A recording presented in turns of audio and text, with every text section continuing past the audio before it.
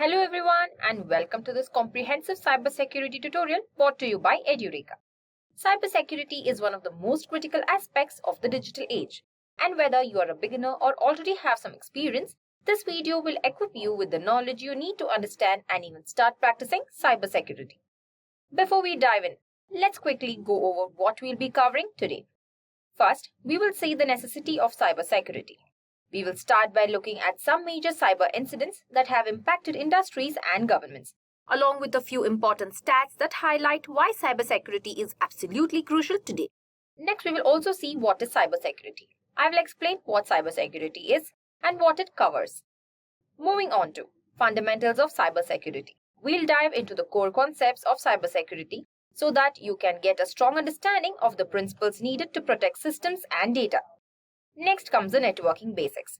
Since cybersecurity and networking go hand in hand, we'll touch on the basics of computer networks, different types of networks, key components like firewall, IP addressing, and network models. Moving on to cryptography.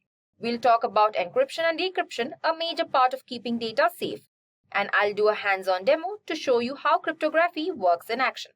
Next comes the cyber threats. We'll explore various types of cyber threats like malware and phishing.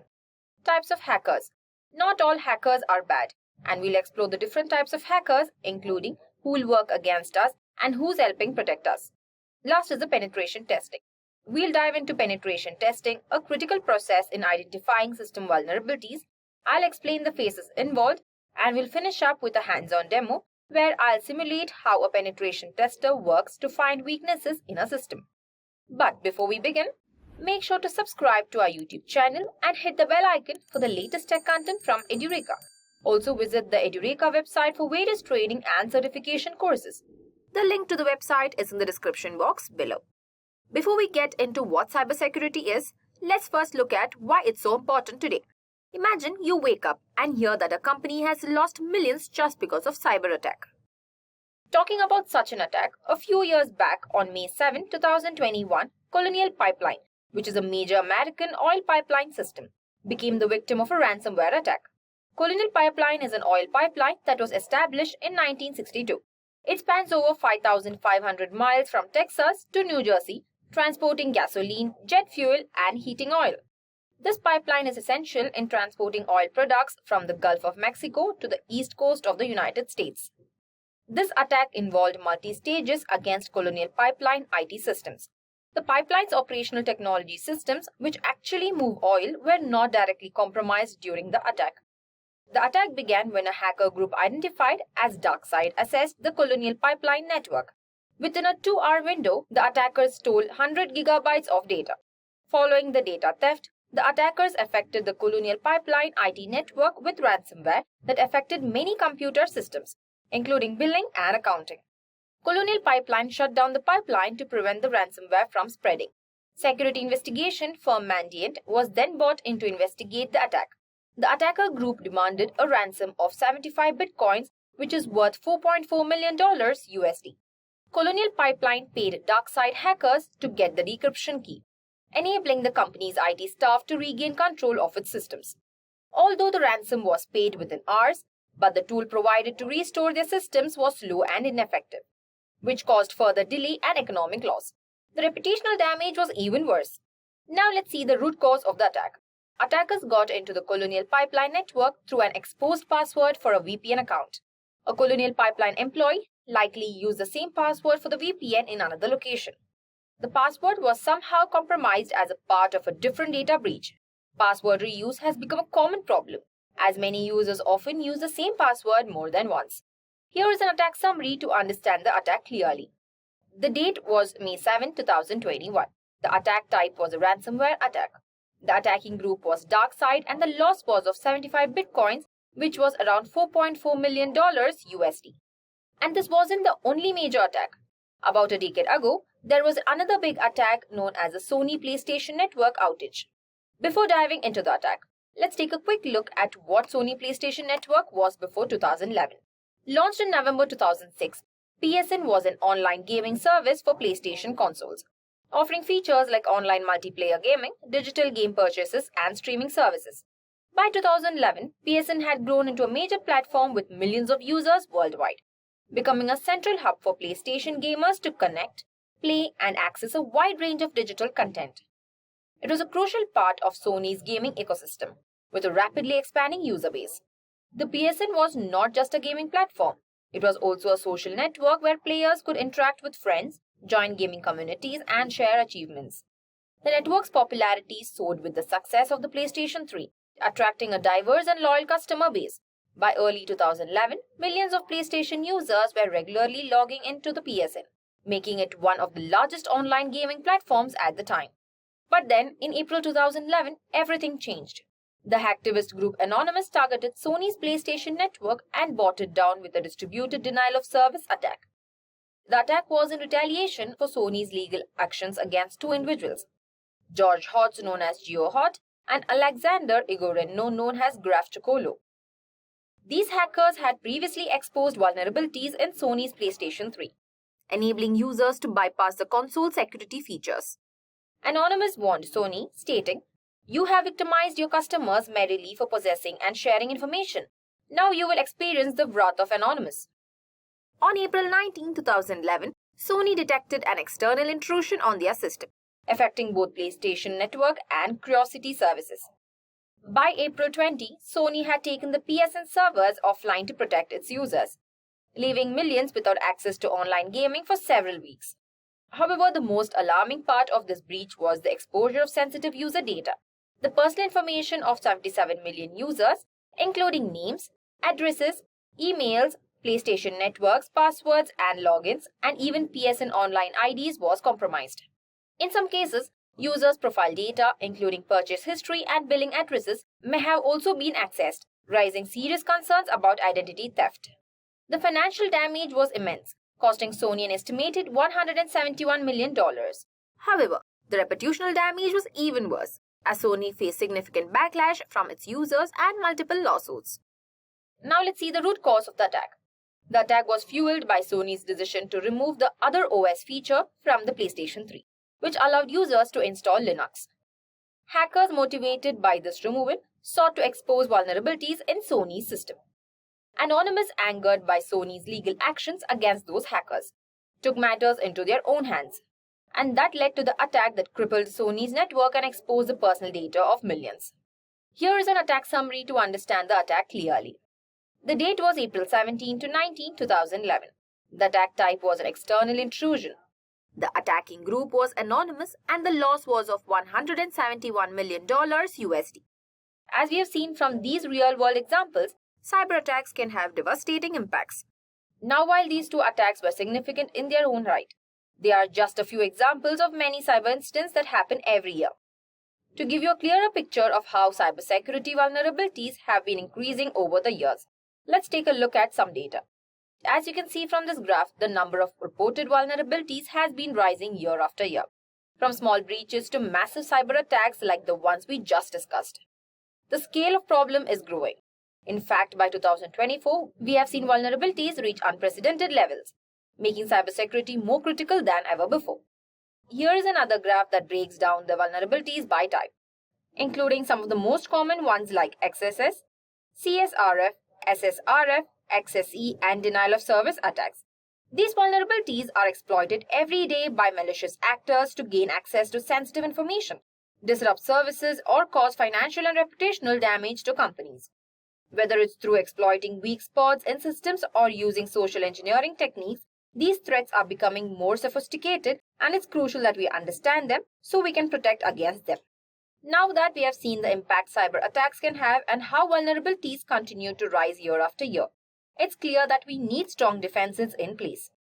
So, what exactly is cybersecurity and how does it protect us from such threats? Let's dive in. According to CISA, cybersecurity is the art of safeguarding our networks, devices, and data from criminal use while ensuring confidentiality, integrity, and availability. Let's break that down into three key pillars. First is the confidentiality. It is all about protecting sensitive information from unauthorized access.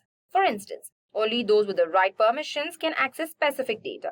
Then comes the integrity, which ensures that the data remains accurate and unaltered by unauthorized parties. Last is the availability, that makes sure that the information or the service is accessible when needed by authorized users. Now that we have a clear understanding of what cybersecurity is, let's dive deeper into how it's implemented. Think of them as the fundamental rules and guidelines that form the foundation of a strong cybersecurity posture. They act as our trusty guide through the digital wilderness. Moving on to our first principle, that is confidentiality. It is about keeping information private. For example, when you send a message through WhatsApp, it's encrypted, which means only you and the person you are messaging can read it. This keeps the conversation private and no one else can access it, even if they manage to intercept the data. Next comes the integrity, which ensures the information is not changed without permission. Imagine you download a file from the internet and the website provides a unique code to verify the file.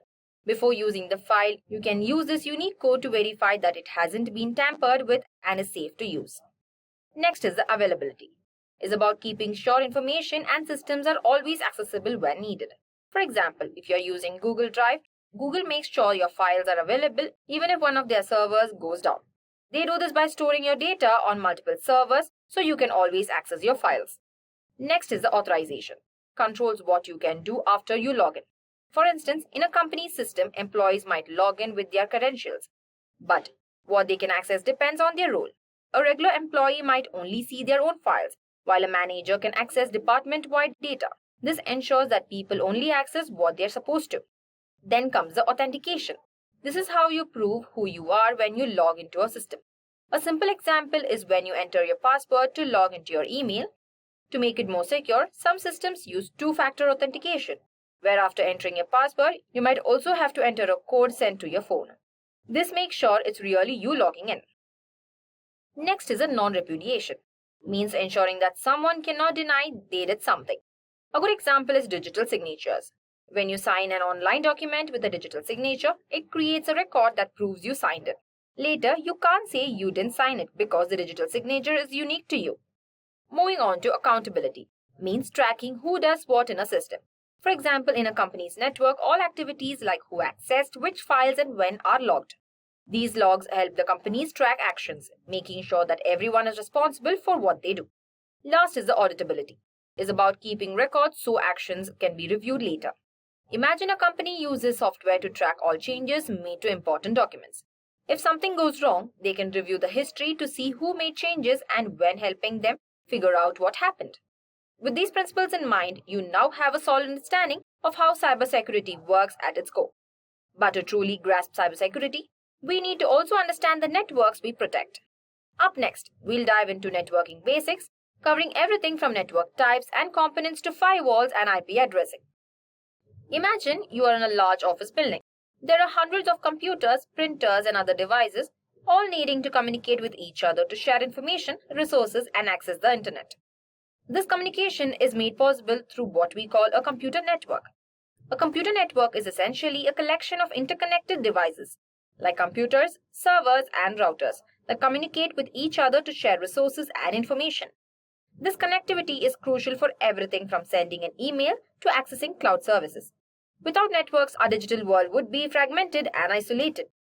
Now that we know what a computer network is, let's explore the different types of networks that exist and how they fit into various scenarios. First, we have LANs, or local area networks. These are networks that cover a small geographic area like a single building or a campus. For example, the network in your home or office is a LAN, connecting your computers, printers, and other devices. Next is the WAN, or wide area network. WANs cover larger geographic areas such as cities, countries, and even continents. The internet itself is the largest WAN, connecting millions of LANs across the world. WANs are essential for businesses with multiple locations, enabling them to share resources and communicate effectively. Then we have MANs, or metropolitan area networks. These networks cover a larger area than the LAN, but are still limited to a specific city or large campus. They're often used by universities or city governments to connect multiple buildings within a specific area. Lastly, we have PANs, or personal area networks. These are the smallest networks, typically covering just a few meters. Think of the Bluetooth connection between your smartphone and your wireless earbuds. That's a PAN. Now that we have seen the different types of networks, let's take a closer look at the key components that make these networks work smoothly. First is a modem. A modem is a device that converts digital data from a computer into a format suitable for a transmission medium, like telephone lines and vice versa. Next comes the network interface card. It is a hardware component inside a computer that enables it to connect to a network. It can be wired or wireless too. Next is a repeater. A repeater is a network device that receives a signal, amplifies it, and retransmits it to extend the range of communication over long distances. Moving on to hub. A hub is a basic network device that connects multiple computers in a local network. It broadcasts the data to all devices connected, regardless to which device the data is meant for. Next comes switch. A switch is a more advanced version of a hub that can direct the data it receives only to the device it is meant for, making it more efficient. Next is a router. A router connects different networks together and routes data between them. It can connect devices within a local area network to the internet. Moving on to bridge. A bridge connects two separate networks, allowing them to function as a single network. It works at the data link layer and helps divide networks into segments to reduce traffic. Last is a gateway. A gateway is a device that connects two different networks that use different protocols, allowing them to communicate with each other. Having covered the essential components that help networks function, let's move on to one of the most crucial defenses in cybersecurity, that is firewall. A firewall is defined as a cybersecurity tool that monitors incoming and outgoing network traffic and permits or blocks data packets based on a set of security rules. Think of a firewall as a gatekeeper for your network.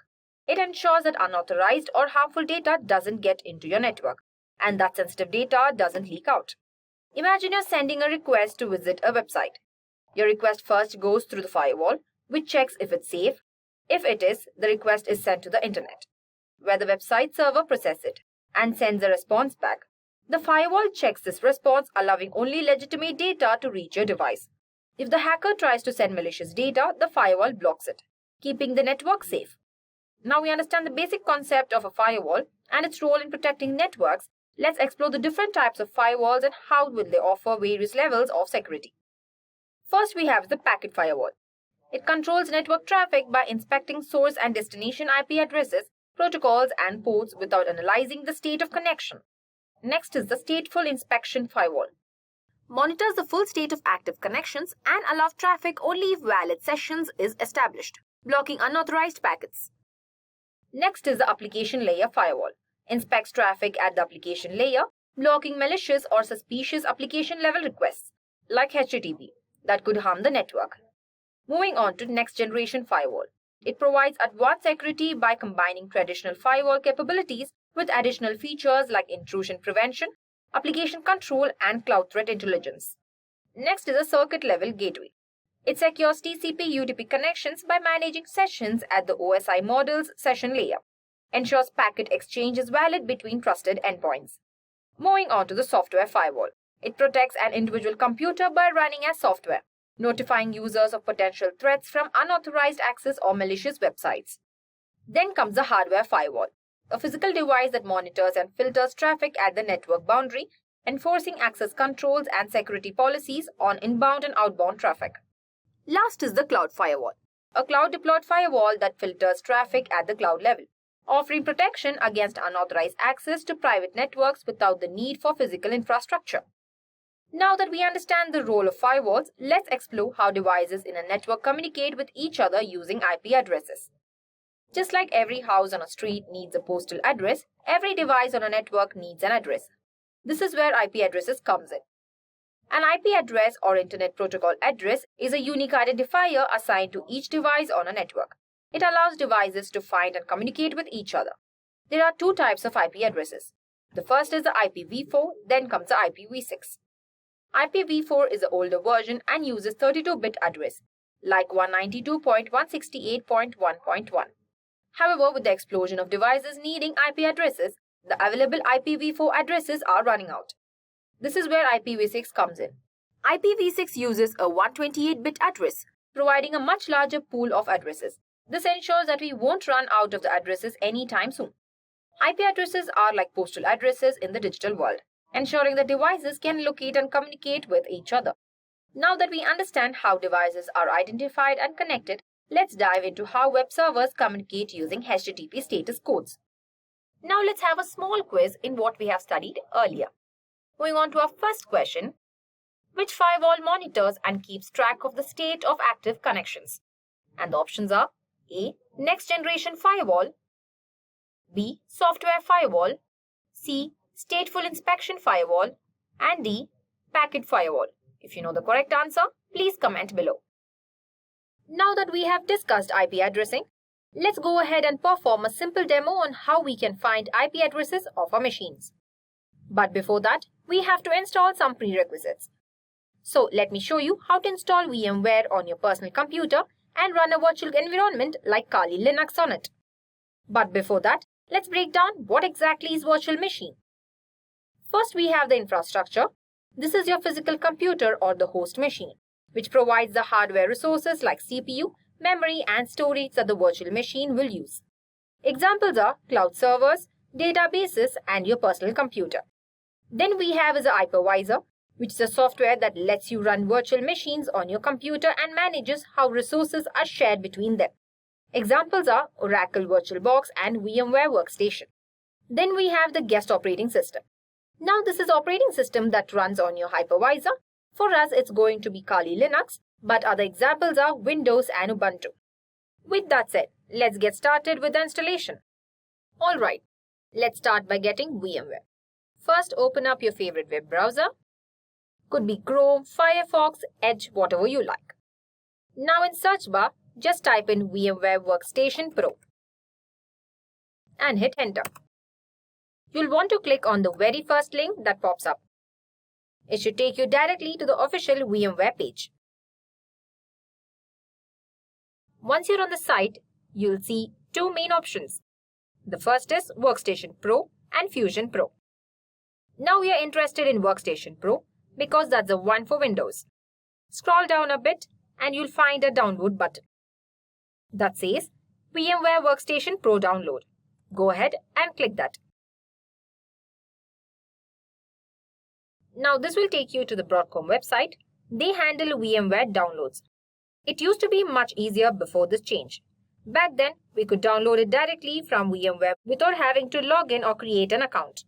But now, Broadcom requires a login to proceed. It's just an extra step. But it doesn't take long. If you already have an account, just sign in. And if you don't, no worries. Registering is quick and simple. While registering, it's not important to register with your company's email. You can also use your personal email as well. Once you're logged in, you will land on the VMware Workstation download page. Now make sure you're downloading the right version. We need the VMware Workstation Pro 17.0 for personal use, that is Windows. Personal use is a key here because we don't want the commercial version. Go to 17.6.1 and click on that. Now agree to the terms and conditions, and on the right hand side you will see the little download icon. Click on that and your download should start immediately. Easy, right? Now that we have got VMware, let's move to downloading Kali Linux. Before that, let's talk about Kali Linux. It's a Debian-based operating system that is specially designed for ethical hacking and penetration testing. It comes pre-installed with hundreds of security tools that professionals use for their own day-to-day tasks, like network scanning, vulnerability testing, and password cracking. With that said, let's start with the installation. Head over to your browser again, and this time, type Kali Linux into the address bar. Hit enter, and just like before, click on the first link that pops up. This will take you straight to the official Kali Linux page. Once you're there, you'll see a big download button. Go ahead and click that, and you'll be asked to choose your platform. Since we are setting up this on the virtual machine, you're going to select the option for virtual machines. Now scroll down a bit, and you'll see several download options. Since we are using VMware, make sure to pick the one specifically for VMware. You'll find the download icon right next to it. Click on that, and your download should start right away. Wait patiently until the download is complete. Now that we have both these files ready and downloaded on our desktop, let's start with the installation process. So first up, we'll install VMware Workstation Pro. Head to the folder where we downloaded the VMware installer file. You should see the file named something like VMware Workstation full.exe. Let's double click on that to start the installation. A prompt will appear asking for permissions to continue. Click yes. After that, the VMware installer window will pop up. Click next to get started, and then you will be shown the license agreement. You know the drill here. Just click on the box that says I accept the terms in the license agreement and hit next. Now you'll see an option asking if you want to add VMware Workstation console tools to your system path. Make sure this box is checked. It's really useful, trust me. Next, you'll see two options related to the user experience. You can uncheck these if you don't want to send usage data to VMware. Totally up to you. If you prefer not to have a desktop shortcut like me, go ahead and uncheck the desktop shortcut option. Once all that's done, hit install and let the magic happen. VMware will install itself on your system. And when it's finished, click Finish.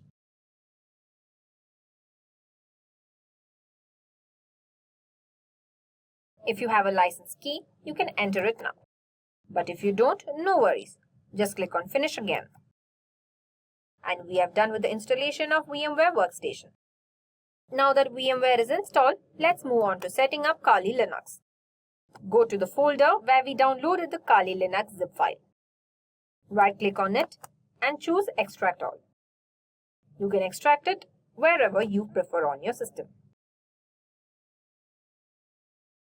Once the extraction is done, open the folder and you will see a bunch of files. What we are interested in is the one with the .vmx extension. That's the virtual machine configuration file. Now just double click on that .vmx file. This will automatically open VMware Workstation and start the import process for Kali Linux. Once imported, Kali Linux should appear inside VMware Workstation as a new virtual machine. And there you go. Your Kali Linux VM is all set up and ready to run. Alright, now that Kali Linux is imported into VMware, we need to make a few changes before booting it up for the first time. First, click on Edit Virtual Machine Settings. Then we'll open up the setting window. Under the Hardware tab, you'll see an option for memory. Now for smoother operation, I recommend assigning at least 4 GB of RAM to your virtual machine. But if your computer has less available RAM, you can leave it to 2 GB and it should still work fine. Once that's done, click OK to save your settings. Now you're ready to boot up the Kali machine. Click on Power on this virtual machine. This will start up your Kali Linux VM. Once the machine boots up, you'll arrive at the login screen.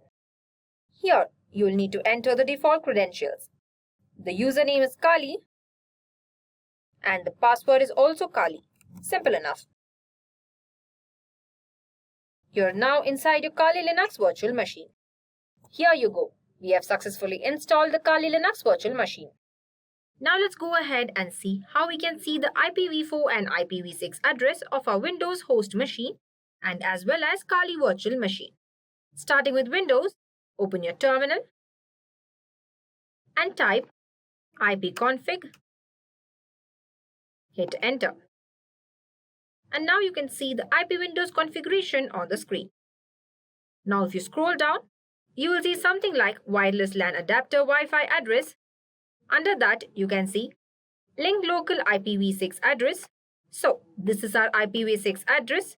And we also have the IPv4 address. That is 192.168.0.96. This is how we check the IPv address for the Windows machine. Now let's see how to do the same for a Kali machine. Same as we did before, go to your terminal and type ifconfig and hit enter. You can see something like inet 192.168.112.128. This is our IPv4 address. And we can see inet 6, that is the IPv6 address. So this is how we check the IP addresses for Windows and Linux machine. When you interact with the website, the web servers respond with specific status codes that tell you what's happening behind the scenes. First, we have the informational status code starting with 1. Indicates that the request was received and is still being processed. Then we have the success status code starting with 2. confirms the request was successful, like a 200 OK status. Then we have is the redirection status code, which starts with 3. Tells the client that further actions is needed to complete the request. Moving on to the client errors status code, which starts with 4. Indicates an issue with the client's request. Last we have the server error status code, which starts with 5. Shows there is a problem on the server side.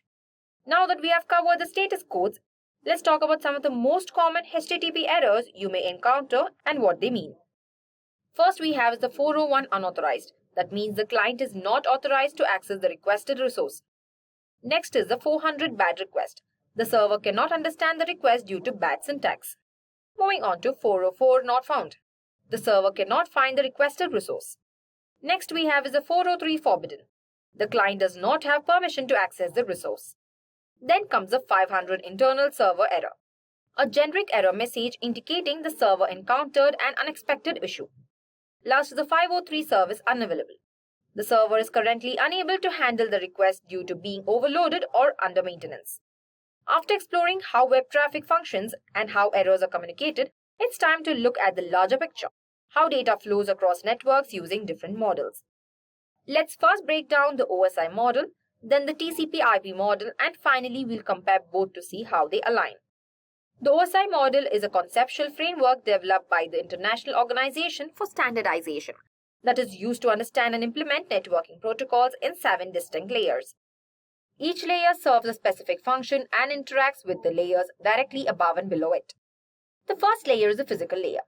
This is the lowest layer of the OSI model.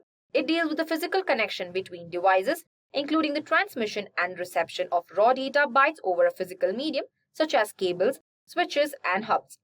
The physical layer is responsible for defining the hardware specifications, transmission rates, and encoding methods. The next layer is the data link layer. This layer establishes, maintains, and decides how data is transferred between directly connected nodes in a network. It ensures that the data reaches its destination without errors. This layer is further divided into 2 sublayers.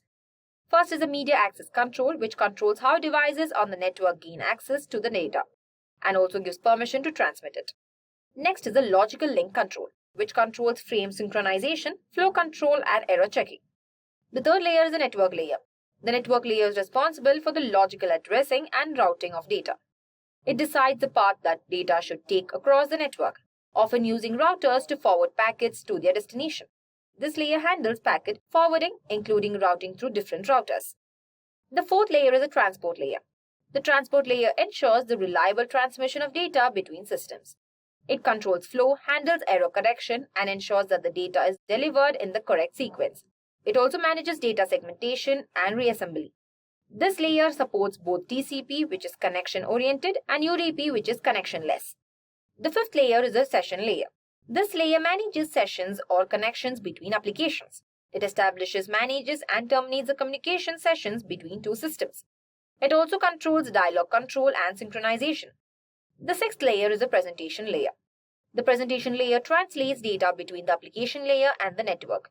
It is responsible for the data format translation, encryption, and compression. This layer ensures that the data sent from the application layer of the one device can be read by the application layer of another device, even if they use different data formats. The last we have is the application layer. The application layer is the closest layer to the end user and is responsible for network services to applications. It directly interacts with a software application that implement a communication component. It provides services like email, file transfer, and network resource sharing. The TCP/IP model, also known as the Internet Protocol Suite, is a simple and more practical framework used to explain how data moves across networks. It has 4 layers, which combine some of the functions found in OSI model's 7 layer. The first layer is the network access layer. This layer combines the functionality of both the physical and data link layers from the OSI model.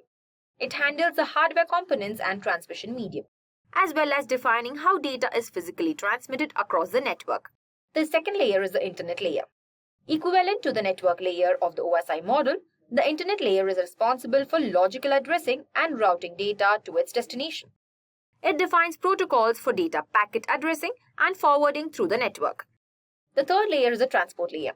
Similar to the OSI transport layer, this layer manages data flow control, error checking, and ensures that the data is delivered reliably from one system to another. The primary protocols used are TCP for reliable data transmission and UDP for fast, connectionless communication. The fourth layer is the application layer. This layer combines the functionality of the session, presentation, and application layers of the OSI model. It deals with high-level protocols and services that allow users to interact with the networks. It supports processes like file transfer, email, and web browsing. While the OSI model is more of the theoretical framework, it provides a great foundation for understanding networking and data transmission. The TCP/IP model, on the other hand, is used for real-world networking, especially on the internet. Understanding the basics of networking sets the stage for appreciating how data is transmitted and protected across the internet. Now let's take up a quiz in what we have learnt earlier. And the second question is, in the TCP/IP model, which layer corresponds to the OSI model's network layer? And the options are A. Internet layer, B. Transport layer, C. Application layer, and D. Link layer. If you know the correct answer, comment below. Now let's delve into a crucial aspect of cybersecurity, that is cryptography. This practice ensures that our data remains confidential and secure by transforming it into a format that is unreadable without the correct decryption key. Cryptography is the practice of securing information by transforming it into an unreadable format. This process involves two key operations. First is encryption and decryption. Encryption is the process of converting plain text into ciphertext using an algorithm and a key. Decryption is a reverse process, converting ciphertext back into plain text using a key. The purpose of cryptography is to ensure the confidentiality, integrity, and authenticity of data. Now let's explore the different methods of encryption that cryptographers employ to safeguard data. First, we have the symmetric cryptography. Use the same key for both encryption and decryption. It's fast and efficient but requires secure key distribution. Example, AES, that is the Advanced Encryption Standard. Next, we have the asymmetric cryptography. Uses a pair of keys, a public key and a private key. The public key encrypts data and the private key decrypts it. This method is slower but provides a way to securely share keys. Example, the RSA. Having established the two main types of encryption, let's dive deeper into specific cryptographic algorithms that implement these methods. First, we have the Advanced Encryption Standard. It uses the same key for encryption and decryption. It is a symmetric block cipher algorithm with block size of 128 bits, 192 bits or 256 bits. Second, we have the Data Encryption Standard. It is used to convert 64-bit plain text data into 48-bit encrypted ciphertext. It uses symmetric keys. Third, we have the RSA. It is an asymmetric cryptographic algorithm which uses two different keys for encryption. This algorithm works on a block cipher concept that converts plain text into ciphertext and vice versa. The last type we have is the secure hash algorithm. It is used to generate unique fixed-length digital fingerprints of input data known as the hashes. Its variations such as SHA-2 and SHA-3 are commonly used to ensure data integrity and authenticity. Now let's take up a quiz in which we have learnt earlier. Question number 3. Which of the following is the type of symmetric encryption? And the options are A. RSA, B.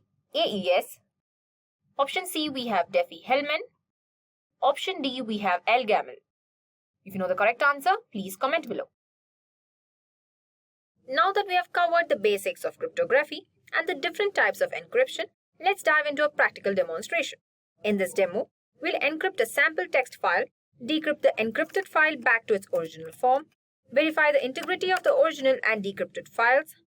This hands-on example will help you see how these cryptographic techniques are applied in real-world scenarios to protect and verify data. Let's get started. We'll focus on symmetric encryption using the AES algorithm and verify data integrity with the SHA-256 hash function. Now let's create a sample text file. In this step, we create a simple text file that contains the message "Hello World." This file is named as sample.txt. This step sets up the file we'll work with. Now, we will be using OpenSSL to encrypt the sample.txt file using the AES algorithm, along with the 256-bit key in cipher block chaining mode. This command invokes the OpenSSL encryption tool. Here we are specifying the AES algorithm with the 256-bit key and CBC mode. Then we have added a random salt to strengthen the encryption by preventing attacks on reused passwords. After that, we have specified the input file, that is the file that we have encrypting. And here we have the output file where the encrypted content will be stored. And also we have specified a password for our encrypted file, which is Edureka. By running this, we encrypt the sample.txt file and store the result in encrypted.bin. Now let's go ahead and see what we have in our encrypted file. Here we can see that we are presented with a garbage value that's not human readable. So we'll be using the decryption method to make it readable again. This step decrypts the encrypted file back to its original form using the same password, that is Edureka. Each part of this command is similar to the encryption command with the addition of the D flag, which specifies decryption mode. And D stands for decrypt. And we have the input file, that is the encrypted.bin, and the output is stored in the decrypted.txt. After running this, it decrypts the file named decrypted.txt that matches the original sample.txt file. Now let's see the content in the decrypted.txt file. This confirms that the decryption worked correctly and restored the file to its original state. In the next step, we will be generating a SHA-256 hash of the original file.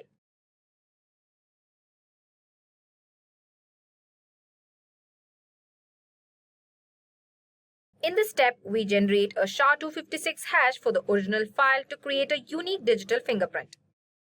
The SHA-256 sum command computes the SHA-256 hash, and the output is redirected to the original hash.txt.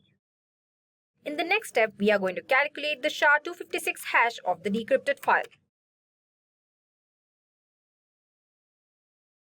This step calculates the SHA-256 hash of the decrypted file and stores it in decrypted hash.txt. This allows us to compare it with the original hash to check if both files are identical after encryption and decryption. Now let's compare the hashes of both these files. If both hashes match, it means the original and decrypted files are identical, proving that no data was altered during the encryption and decryption process. Now that we have explored how cryptography protects our data through encryption and decryption, it's time to dive into the other side of the equation, the threats and vulnerabilities that cryptography aims to defend against. While encryption can secure information, understanding the types of cyber attacks that can bypass or challenge these defenses is crucial. Let's move on to the various types of attack that pose a risk to our digital world. First we have is a malware. It is a program or code created to harm a computer, network or server. Now let's see the types of malware. First we have the ransomware. Imagine you're working on an important project and suddenly your computer locks you out. A message pops up demanding money to unlock it. That's ransomware. It encrypts your file and demands payment to restore access. Next is a spyware. This sneaky software hides your computer, watching everything you do like a spy. For example, it could record your keystrokes to steal your passwords. Moving on to adware. Have you ever seen those annoying pop-up ads? That's adware. It bombards you with ads, sometimes even redirecting your browser to malicious websites. Next we have the Trojan, like the Trojan horse from history. This malware disguises itself as something harmless. For instance, you might download a game, but it secretly installs a Trojan that lets hackers control your computer. Then we have the worms. Unlike virus, worms don't need to attach to files. They spread by themselves, often through networks. Imagine someone sends an infected email to everyone in your company, and the worm spreads to every computer. Next comes the rootkits. These are tools hackers use to hide their presence. For example, a hacker might install a rootkit to gain administrative control of your system without you knowing. Next comes a keylogger. A keylogger records every keystroke you make. It's like someone looking over your shoulder while you type your passwords or messages. Last is the botnet. A botnet is a network of infected computers controlled by a hacker. These computers are often used to launch large-scale attacks, like sending out massive amounts of spam. The next type of attack we have is a denial-of-service attack. A DOS attack is like flooding a shop with so many customers that real buyers can't get it. In cyber terms, hackers overwhelm a website with traffic, making it unavailable to users. For example, if a DOS attack hits an online store during a big sale, Customers might not be able to make purchases. Next type of attack we have is phishing. Phishing is a scam email pretending to be from your bank or asking for your password. Hackers use this technique to trick you into revealing personal information.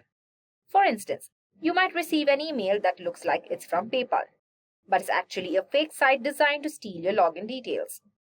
Next we have is spoofing. Spoofing is when a hacker pretends to be someone else.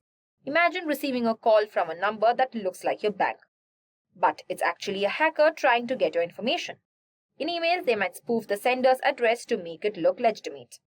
The next type of attack we have is the code injection based, which involves inserting malicious code into a system or application to manipulate its behavior. Now let's see the different types of code injection based attacks.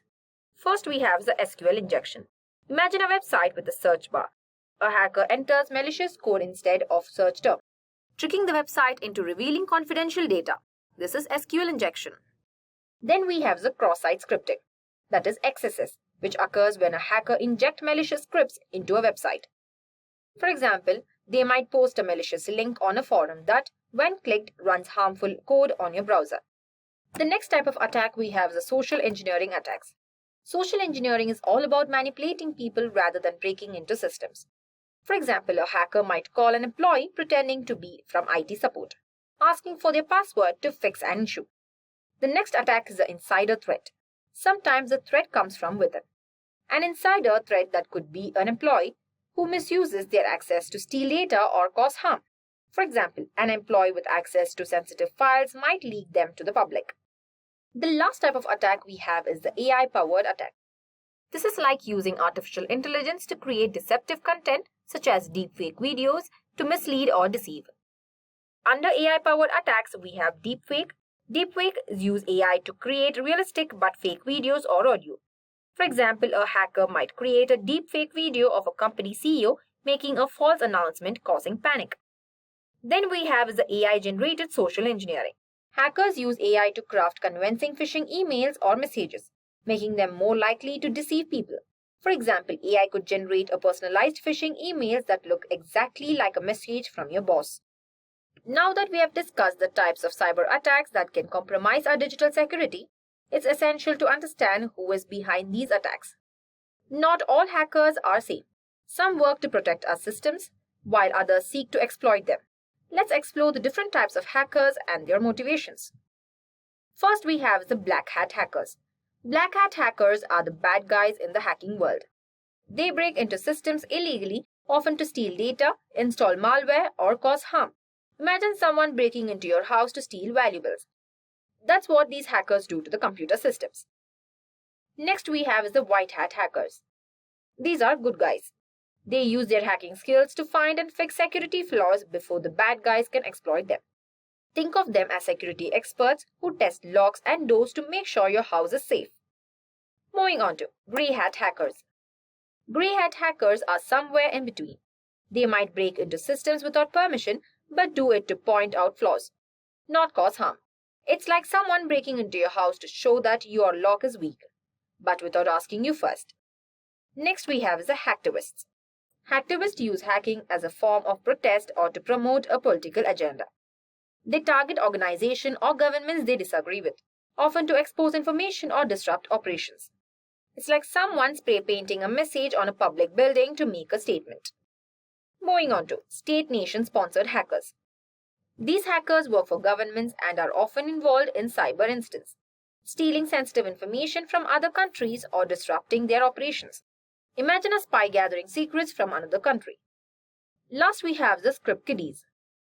Script kiddies are amateurs in hacking world.